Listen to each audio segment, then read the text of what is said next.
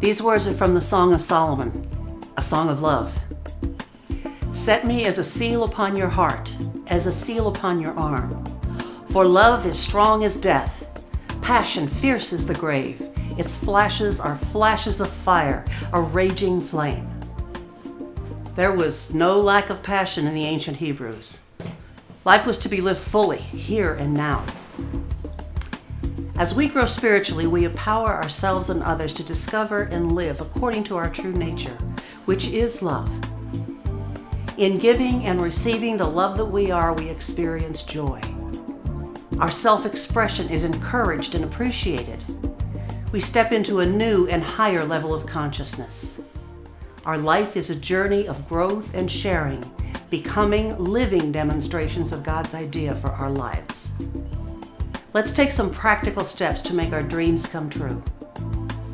If you'd been raised as a Hindu, a boy at the time Gandhi was, you would have been taught that there are natural stages to life that were relative to your age and learning.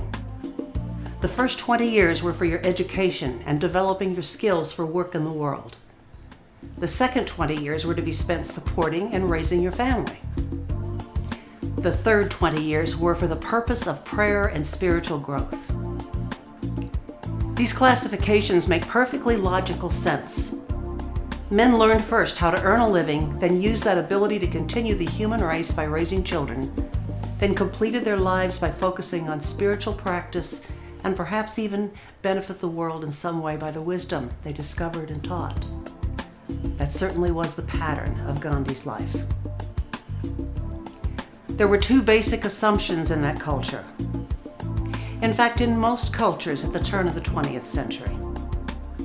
One was that there was no point in educating women because their purpose was to bear children and serve their husbands. The second was that living to be as old as 60 was a much longer life than many people experienced.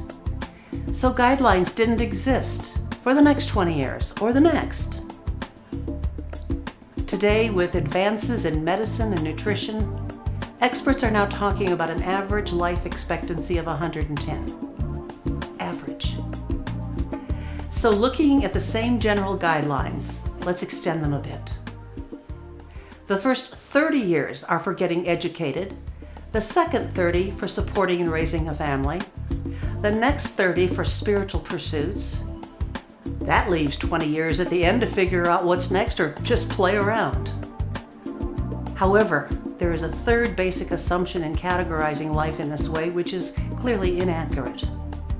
The assumption that life as it is will always continue in pretty much the same way.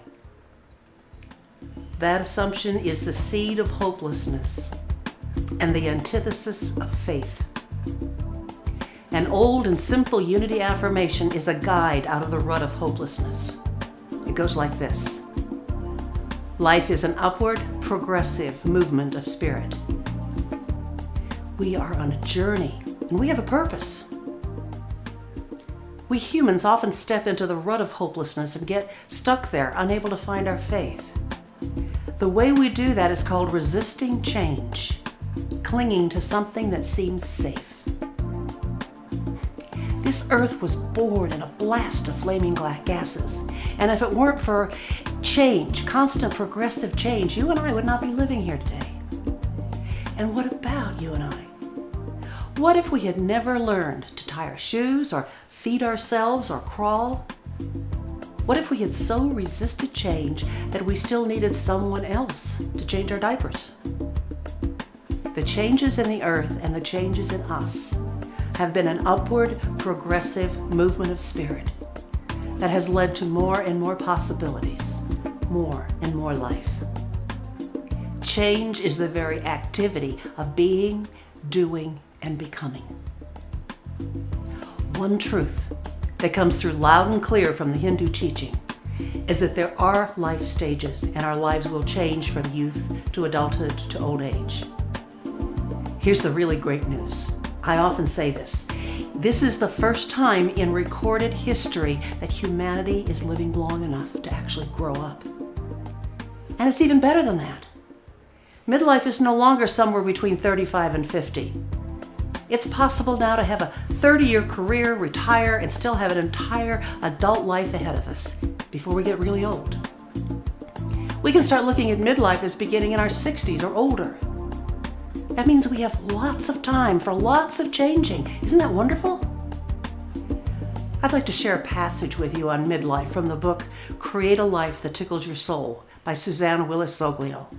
Quote, "In midlife, the need to accumulate material things becomes less significant than the need for time to enjoy what we have.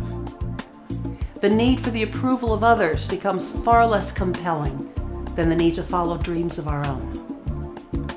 As we assume positions of leadership in our careers and communities, we want to exercise that same level of influence in our personal lives as well. We become more insistent on living deliberately and according to our own rules.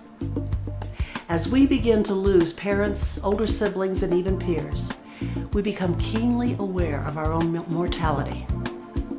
Just as we hit our stride, time starts to really fly.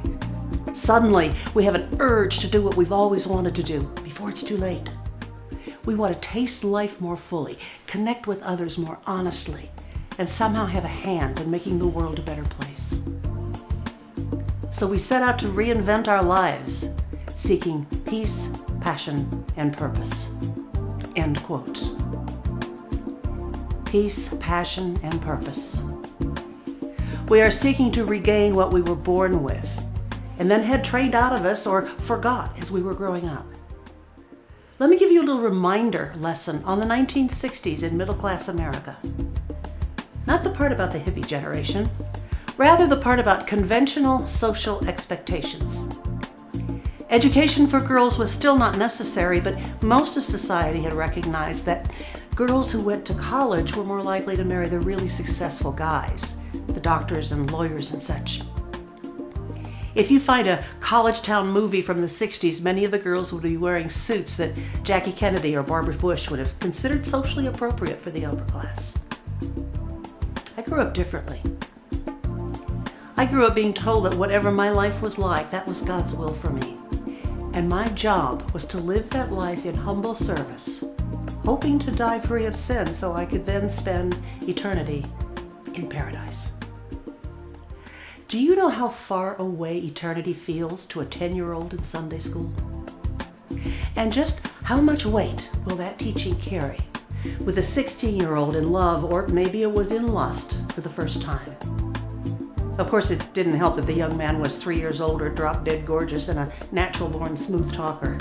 Motherhood, here I come. Funny, though. 100 years earlier, I would have been the success of the community, bagging a husband with a job at such a young age. In 1960-something, it was a shameful stigma that locked the door to what was my church. And then I can remember hitting my first round of midlife crises. I was directed to a psychic, the first time I'd ever met one. And the first words she said to me were, "You've spent years trying so hard to fit into all the little boxes other people built for you, and you almost succeeded. And if you had, you would have killed yourself in the process." That was the beginning of me reinventing my life. And I began a long search for the peace, passion, and purpose that had for so many years been buried under obligation, duty, and, yes, resentment.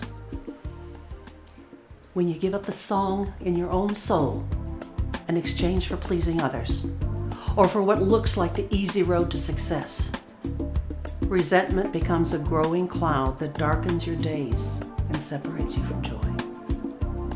The only cure is to find your own song again and start singing it. To have more peace in our lives requires authenticity and self-mastery. More passion is kindled through relationships and growth. For a sense of purpose, we need to clarify what is meaningful to us. Now that all sounds like the work of a lifetime, and it is. But don't forget, life's a journey, not a destination. If we're seeking more peace, we may work on living authentically and developing self-mastery for the rest of our lives. And day by day, as we get better and better at it, we will experience more and more peace. It is through improving our relationships and living on a growing edge that we create a life that is more and more passionate as we get older. The more we understand what is meaningful to us and why, the greater our sense of purpose. Do you know how many people have worked all their lives just so they could have a good retirement, and then they die just a few years after retiring because they feel useless and have no purpose? Or the opposite example. Those who retire and begin a second career, maybe even a volunteer career, and find more meaning and satisfaction than ever before. My parents belonged to an Airstream club that built its own retirement motorhome park in the mountains of Arizona. It was easy to tell which people had a sense of purpose and which ones were just waiting to die. I don't want to tell your story for you, but I would bet you're not one of the people who's going to be willing to spend your last years just waiting to die. I'm certainly not going there. Oddly enough, in order to find the song in our own soul and live in a state of peace, passion, and purpose, we need to let go of control. Control is nothing more than the ought-tos and the shoulds that make us forget our soul song in the first place. This doesn't mean we go unconscious and say, okay, God, you're in charge, I don't have to do anything. No, we become very conscious and discover the hand of God leading us exactly where our hearts yearn to be. Our letting go is only into the presence and power and love that gave us life in the first place, and it is done with a willingness to become the full-grown potential carried in the seed that has been planted in us with the breath of the divine. It's not one thing that becomes a miracle. It's everything that becomes miraculous with God. A life of peace, passion, and purpose is our heritage as sons and daughters of the living God. Anything less is waiting to die, no matter our age. What we are born to, our heritage, is to live in a state of peace, nurtured by the power of divine love, no matter what outer circumstances we face. To spend our days passionately with relationships that challenge us and keep us on our growing edge. It makes our later years outshine our youth by megawatts. To discover our deepest values and live according to their calling gives us a sense of purpose that is not dependent on anything but the joy and satisfaction in our own hearts. Life is an upward, progressive movement of spirit. With God, all things are possible, including the life of your dreams. God bless you.